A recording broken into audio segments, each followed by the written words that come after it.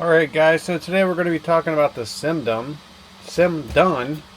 Tricolor Silk PLA, and this is a red, blue, green color right here, as you can see.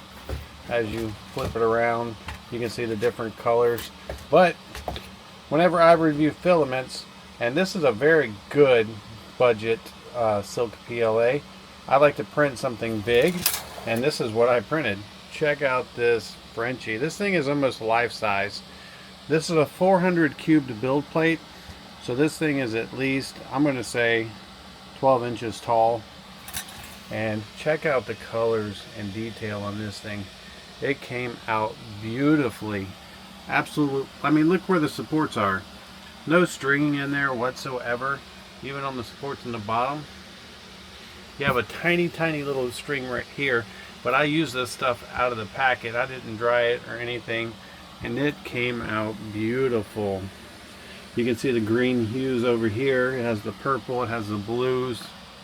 Just a very nice filament indeed. So if you have any questions about the Simdun filament, it does print nicely. The lines come out clean. It came to me nice and dry, and I think you're going to be happy with the results that you get from this filament. I hope this video helps, and thanks for watching.